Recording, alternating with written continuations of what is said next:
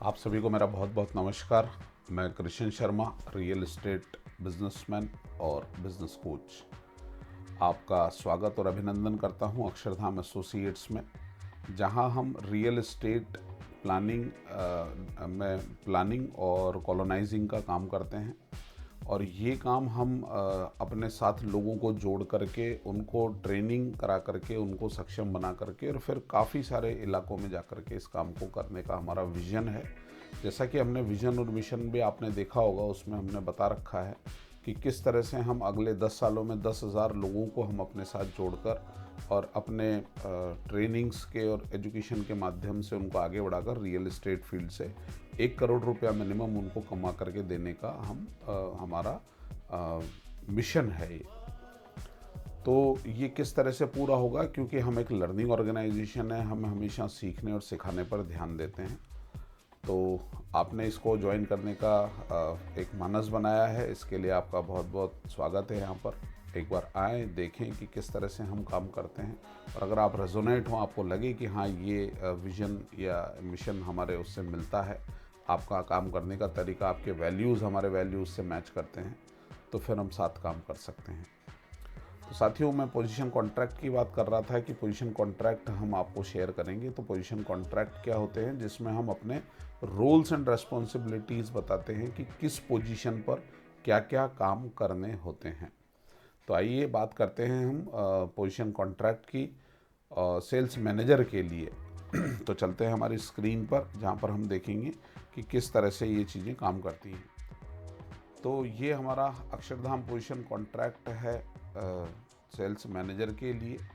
यहाँ पर हम देखेंगे कि सेल्स मैनेजर की प्रमुख जिम्मेदारियाँ क्या होती है। हम हर पोजीशन कॉन्ट्रैक्ट को 7 या 8 टास्क और उसमें 3-3 छोटे सब टास्क में तोड़ करके रखते हैं, जिससे कि पूरे जो है एक स्ट्रक्चर्ड वे में हमारा पूरा पोजीशन कॉन्ट्रैक्ट होता है। तो आइए चलते हैं पोजीशन कॉन्ट्रैक्ट की ओर। तो पहला जो मेजर काम होता है हमारे सेल्स मैनेजर का, वो होता है टीम प्रिपरेशन का, लीडरशिप का और मोटिवेशन करने का।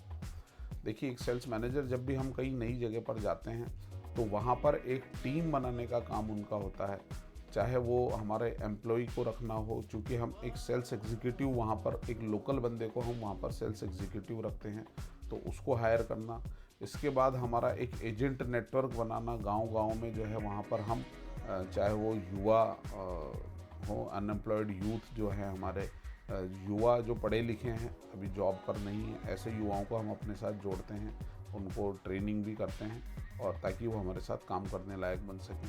इसके अलावा हम जो है दुकानदार होते हैं, वहाँ के छोटे दुकानदार, जिनके यहाँ पर जो है सब लोग आते हैं, चर्चा पॉइंट उनका जो है होता है, उनकी दुकान जहाँ पर सब लोग आते हैं, बैठते हैं, इस तरह का उनका काम होता है। तो ऐसे लोगों को हम अपना एजेंट बनाते हैं, जिससे कि हम ज़्यादा से ज़्यादा लोगों तक अपनी बात पहुँचा पाएँ और ज़्यादा से ज़्यादा हम अपने बिज़नेस में ग्रो कर पाएँ। तो ये पूरा एक नेटवर्क बनाने का काम उनका होता है। इसके बाद उस नेटवर्क को लीड करना, मैनेज करना, उनसे डेली बातचीत करते रहना, उनसे पूछते रहना, उनके काम को देखते रहना, किसने काम भेजा, किसने नहीं भेजा, ये सारी चीज़ों को ध्यान रखना, वीकली मीटिंग्स उनसे करते रहना, रिपोर्टिंग उनकी करना, ये पूरा काम उनका रहता है। और साथ में टीम को मोटिवेट करते रहना, जो कर पा रहे हैं उनकी पीठ थपथपाना, जो नहीं कर पा रहे उनके साथ कंधे से कंधा मिला करके काम करना, उनको काम करके दिखाना और उनको काम करने के लिए प्रेरित करना। तो इस तरह का हमारा सेल्स मैनेजर का ये team preparation, leadership and motivation का काम रहता है। इसके बाद अगर बात करूं तो ट्रेनिंग एंड डेवलपमेंट का काम उनका रहता है महत्वपूर्ण। यहाँ पर वो हर इंडिविजुअल का ट्रेनिंग नीड्स और स्किल्स पहचानने का वो कोशिश करते हैं, उसके काम से देखते हैं कि इसको क्या सीखने की ज़रूरत है, और साथ में वो एक इंडिविजुअल हर व्यक्ति के लिए एक शीट बना करके रखते हैं। तो उसमें वो पहले से लिख लेते हैं कि इसको इस ट्रेनिंग की ज़रूरत है, फिर वो ट्रेनिंग उसको करवाते हैं, उसके बाद उसके परफॉर्मेंस में क्या सुधार आया उन चीज़ों को वो नोट करते हैं।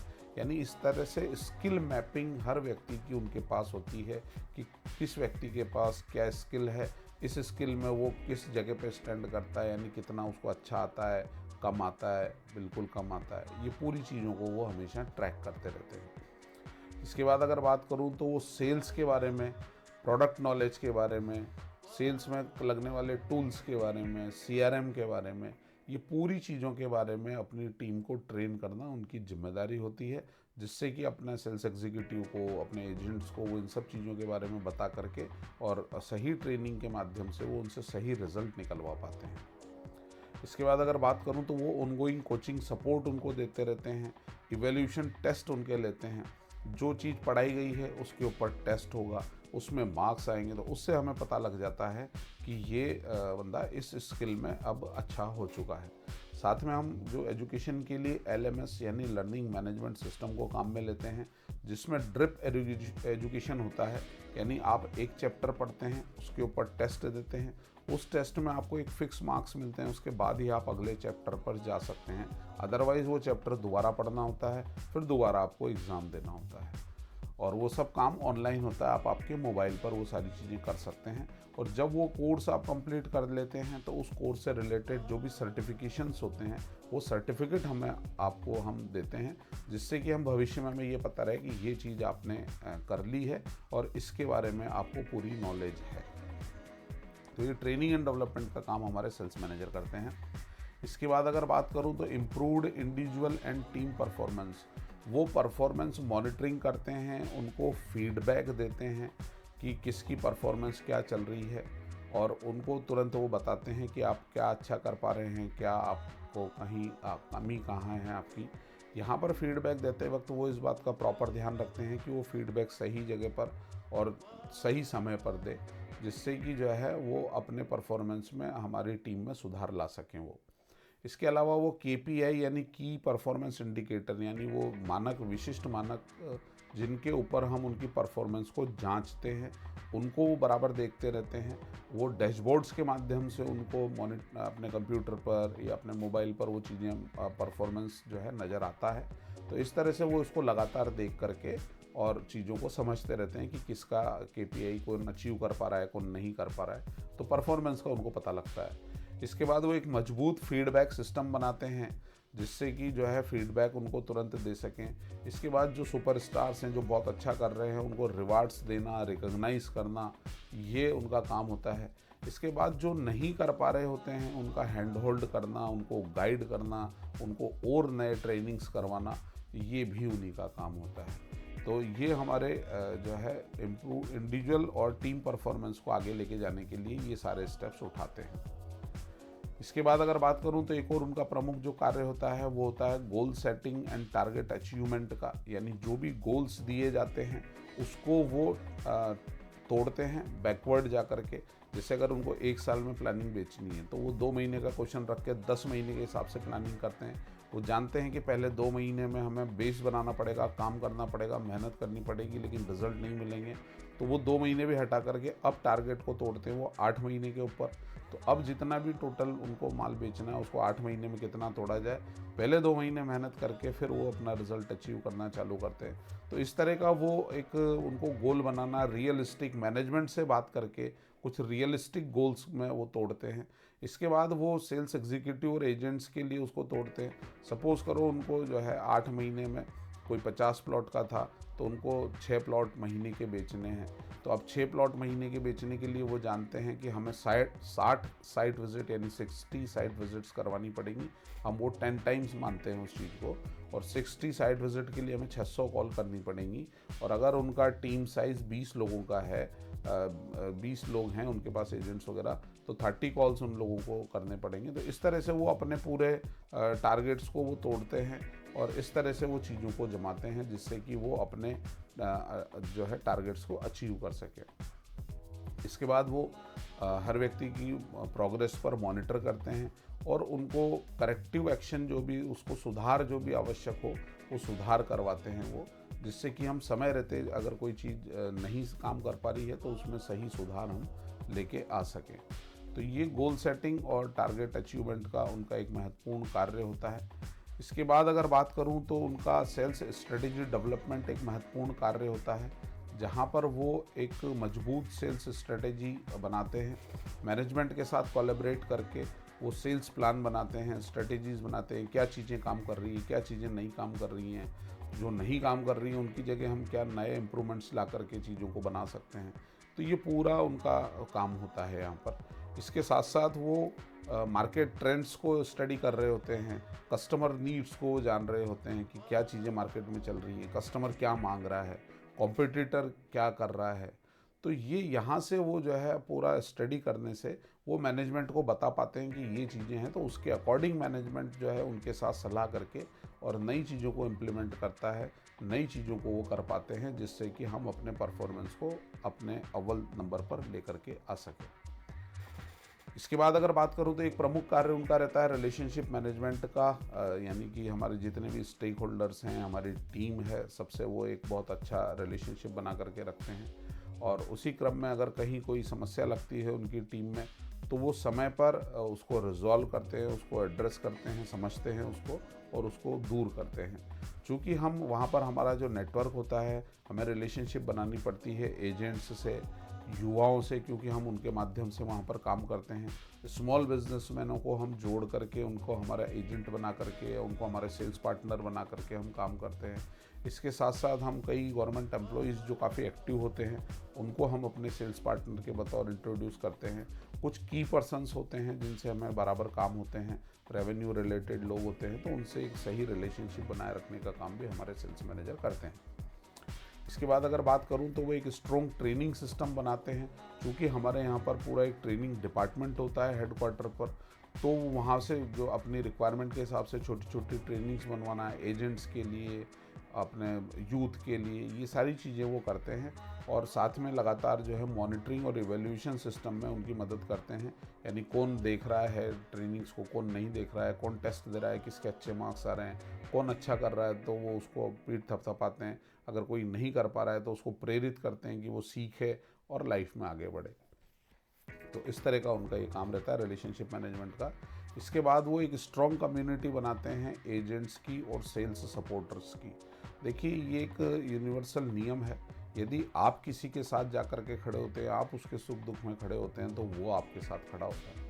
तो यहाँ पर हम इसी सोच को लेकर के काम करते हैं और हमारे सेल्स मैनेजर्स वहाँ पर जाते हैं और उन एजेंट्स के साथ, हमारे सेल्स सपोर्टर्स के साथ खड़े होते हैं, उनकी लाइफ के चीज़ों को देखते हैं और उनको सुधारने का वो प्रयास करते हैं जब, तो वो भी एक स्ट्रॉन्ग कम्युनिटी वो फॉर्म करते हैं इस तरह से एक रिलेशनशिप के माध्यम से, जो कि हमेशा फिर उनका साथ देती है और सेल्स में हमें जो है हमेशा वो लोग साथ देते हैं। इसके बाद अगर बात करूं मार्केट, उनका जो प्रमुख कार्य रहता है वो मार्केट रिसर्च और एनालिसिस का होता है, क्योंकि उनकी जिम्मेदारी होती है कि वो मार्केट में क्या चल रहा है वो हमेशा देखते हैं और वो ऊपर इन्फॉर्मेशन उसकी देते रहते हैं। कॉम्पिटिटर की एक्टिविटीज़ क्या चल रही हैं, वो पूरा एक कॉम्पिटिटिव सिनेरियो क्या है उस चीज़ का भी वो ध्यान रखते हैं और वो हमें बताते रहते हैं, मैनेजमेंट को बताते रहते हैं, जिससे कि मैनेजमेंट अप्रोप्रिएट एक्शंस ले पाता है। इसके बाद वो अपॉर्चुनिटीज़ देखते हैं, चैलेंजेस देखते हैं, किसी रोड पर नया कोई डेवलपमेंट आने वाला है, नया कोई हाईवे आने वाला है, तो ये सारी की सारी चीज़ें, कोई नया प्रोजेक्ट आने वाला है, स्कूल कॉलेज आने वाला है, तो ये सारी चीज़ों को देखते हैं जिससे कि हमें पता लग सके समय रहते अपॉर्चुनिटीज़ का, और जो चैलेंजेस आ रहे होते हैं उसके बारे में बता करके वो आगाह करके और उसकी हम तैयारी पहले से कर लें, ऐसी हम पूरी व्यवस्था रखते हैं। तो ये हमारे सेल्स मैनेजर का काम होता है। इसके बाद वो सारे डिपार्टमेंट से कोलैबोरेट करके रखते हैं, जैसे कि अगर कोई नया सौदा होने वाला है तो फाइनेंस डिपार्टमेंट को पहले से बता करके रखते हैं ताकि वो व्यवस्था फाइनेंसेस की रख सके।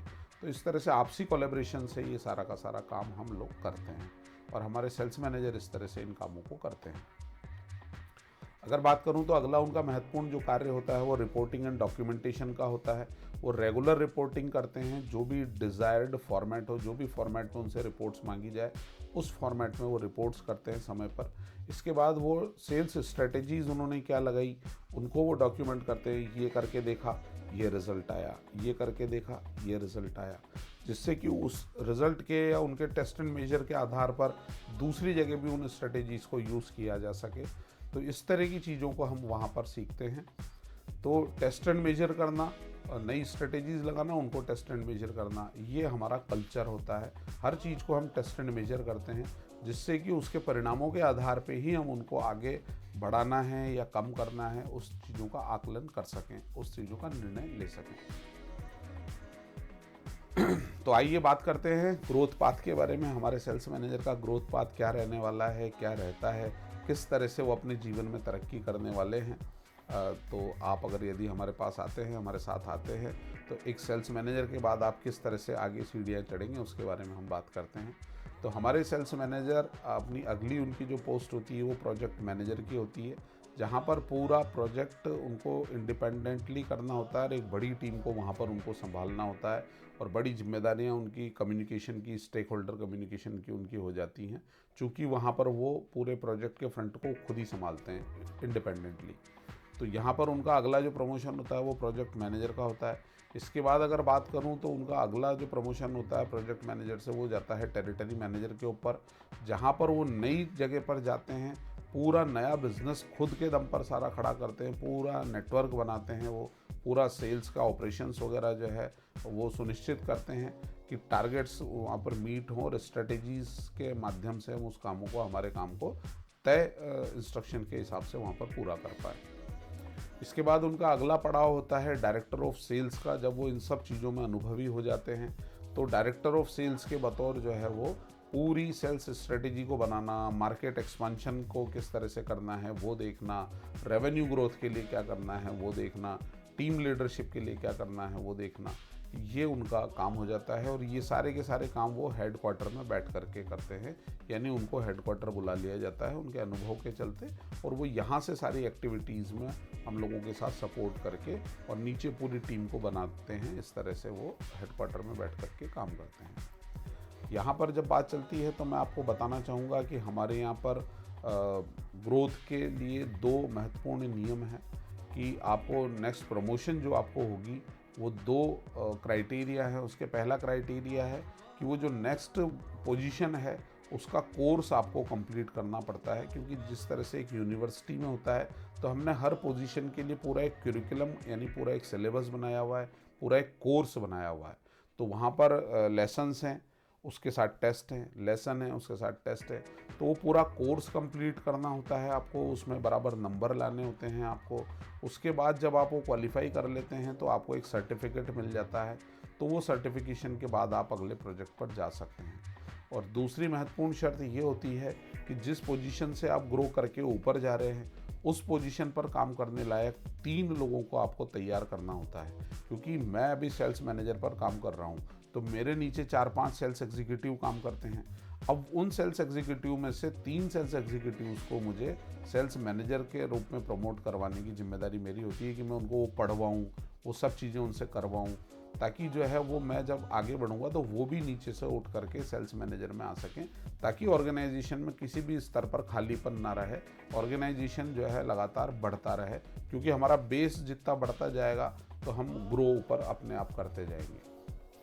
तो ये 2 मैंने आपको शर्तें बताई हमारी कि कोर्स आपको मतलब नॉलेज आपको पूरा लेना है और आपको नेटवर्क पूरा मतलब अपने नीचे जो है अपनी ब्रांच, अपनी रूट्स तैयार करनी है, जिससे कि आप ऊपर बढ़ने में आपको दिक्कत ना आए, आपके नीचे जो है सपोर्टर्स आपके बढ़ते चले जाएं। तो इस तरह का हमारा ये पूरा प्लान रहता है और पूरा लर्निंग बेस रहता है, ग्रोथ बेस रहता है। इसके बाद अगर बात करूँ इंसेंटिव प्लान्स क्या रहने वाले हैं हमारे सेल्स मैनेजर के, तो उनका बेस सैलरी रहता है जो कि फिक्स्ड मंथली सैलरी रहता है। एक वेरिएबल सैलरी रहता है जो कि कैश यानी नॉलेज, एटीट्यूड, स्किल्स और हैबिट्स के ऊपर होता है, यानी आपने कितना नॉलेज लिया, क्या नई चीज़ें सीखी। इसके बाद एटीट्यूड, आपका पंक्चुअलिटी कितना रहा, आपका लोगों को सिखाने का एटीट्यूड क्या रहा, आप में प्रोफेशनलिज्म कितना आया। स्किल्स की अगर बात करूं तो क्या नई टेक्नोलॉजीज़ आपने सीखी, क्या नया सॉफ्टवेयर आपने सीखा, क्या नए तरीके आपने इम्प्लीमेंट किए, वो स्किल्स में आ जाते हैं। और हैबिट्स में अगर बात करें तो प्रोफेशनली आप किस तरह से ग्रो हुए, किस तरह की आपने हैबिट्स डेवलप की हैं, कैसा प्रोफेशनल एटीट्यूड आपका है, तो वो सारी की सारी चीज़ें यहाँ पर आ जाती हैं। तो ये कैश बेस आपका वेरिएबल सैलरी होता है, आपकी नॉलेज के ऊपर, आपकी हैबिट्स के ऊपर, सिखाने की क्षमताओं के ऊपर ये वेरिएबल सैलरी फिक्स होती है। इसके बाद जो है आ जाता है परफॉर्मेंस बेस्ड इंसेंटिव, यानी कि आपको इंसेंटिव्स दिए जाते हैं, वो किस तरह से हो सकते हैं, यानी रेवेन्यू ग्रोथ बोनसेस होते हैं, यानी रेवेन्यू को अगर आप इस लेवल से इस लेवल तक लेके जाएंगे तो आपको ये रेवेन्यू ग्रोथ बोनस मिलेगा। टीम परफॉर्मेंस बोनस होता है कि आपके नीचे जो पूरी टीम है, आपके सेल्स एग्जीक्यूटिव्स हैं, आपके एजेंट्स हैं, अगर वो पूरा काम करते हैं तो आपको टीम परफॉर्मेंस बोनस मिलता है। इसके बाद आपको स्ट्रेटेजिक इनिशिएटिव बोनस मिलता है, यानी कोई जो स्ट्रेटेजीज़ आपको दी गई थी उनको जब आप सक्सेसफुली इम्प्लीमेंट करवाते हैं तो आपको वहाँ पर स्ट्रेटेजिक इनिशिएटिव बोनस मिलता है। इसके बाद रिटेंशन बोनस मिलता है, यानी अगर आपकी सेल्स टीम में जो है छोड़कर नहीं जाते हैं, आपके एजेंट बराबर काम करते रहते हैं, लगातार हमारे साथ बने रहते हैं, तो वहाँ पर आपको ये रिटेंशन बोनस दिए जाते हैं। इसके अलावा समय समय पर कई सारे बोनसेस और मिलते रहते हैं ग्रोथ के आधारित। तो ये पूरा का पूरा प्लान हमारा होता है सेल्स मैनेजर का। तो उम्मीद करता हूँ आप लोगों को समझ में आया होगा और अब आप रोमांचित हो गए होंगे हमारे साथ इस यात्रा पर चलने के लिए, जो कि बहुत आकर्षक यात्रा है। काफ़ी बड़ा मार्केट है, प्रॉपर्टी का मार्केट, टोटल एड्रेसेबल मार्केट बहुत बड़ा है। और जिस ग्रामीण क्षेत्रों की अगर मैं बात करूं जहां पर हम काम कर रहे हैं, तो वहां पर बहुत ज़्यादा अव्यवस्थित है, कोई कंपटीशन नहीं है, लोग समझते नहीं हैं, अभी काम नहीं कर रहे हैं। तो आप आएँ, हमारे साथ जुड़े और हम मिलकर के इन सब चीज़ों को करते हैं और एक नया और बेहतर भविष्य बनाते हैं हम सभी के लिए। तो आपका इंतज़ार रहेगा। उम्मीद करता हूँ कि आप बहुत जल्द हमारी मुलाकात होगी। थैंक यू, नमस्कार।